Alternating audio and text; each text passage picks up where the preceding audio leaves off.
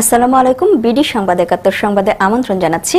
আমি সুমি হাসান। শুরুতেই জানিয়ে দিচ্ছি মাওয়া গ্রুপ সংবাদ শিরোনাম।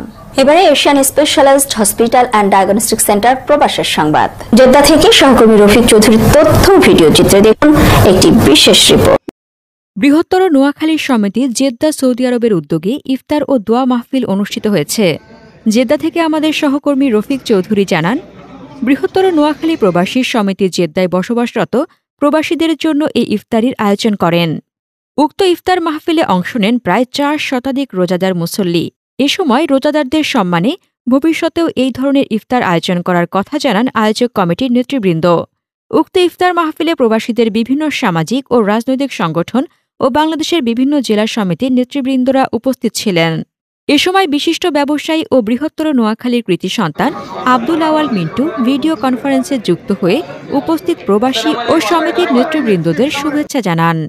বৃহত্তর নোয়াখালী সমিতির জেদ্দা সৌদি আরব আয়োজিত ইফতার ও দোয়া মাহফিলে সভাপতিত্ব করেন সংগঠনের সভাপতি ওমর ফারুক চৌধুরী, সাধারণ সম্পাদক শেখ জাকির হোসেন ও সাখাওয়াত হোসেনের যৌথ সঞ্চালনায় উক্ত ইফতার মাহফিলে উপস্থিত ছিলেন বৃহত্তর নোয়াখালী প্রবাসী সমিতির উপদেষ্টা শাহজাহান সিরাজি, আলহাজ আব্দুর রহমান, ইউসুফ খান, ওয়াজিউল্লাহ মিয়া ও সমিতির প্রধান পৃষ্ঠপোষক মোহাম্মদ নূর রওশন জামিল শিপু।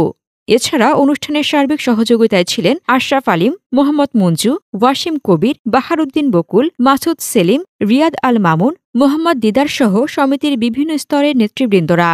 বৃহত্তর নোয়াখালী প্রবাসী সমিতি এটি একটি অরাজনৈতিক সামাজিক সংগঠন।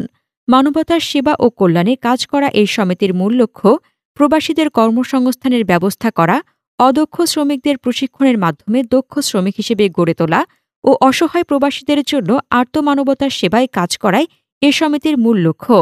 তারা জানান, এই সমিতির মাধ্যমে বহু প্রবাসী বাংলাদেশিদের লাশ দেশে প্রেরণ করা হয়েছে। ইফতার পূর্বে দেশ ও বিদেশে সকলের সুস্বাস্থ্য ও দীর্ঘায়ু কামনা করে মোনাজাত পরিচালনা করেন আব্দুল্লাহ মিয়াজি।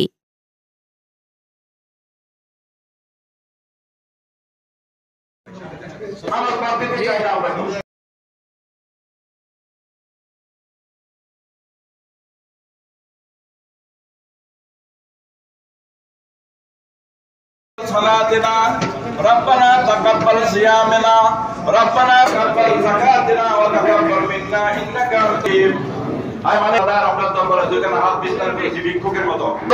জীবনের সমস্ত গুনাহ খাতা মাফ করে দেন। চাকরির সমস্যা, অর্থনৈতিক সমস্যা, স্বাস্থ্যগত সমস্যা সব করে দেন আল্লাহ। বিশেষ করে আমার 7 বছর দিতে দুইটা নিতে পারলে আজকে একসাথে কবুল দুনিয়াতে থাকতে আল্লাহ হেফাজত করেন।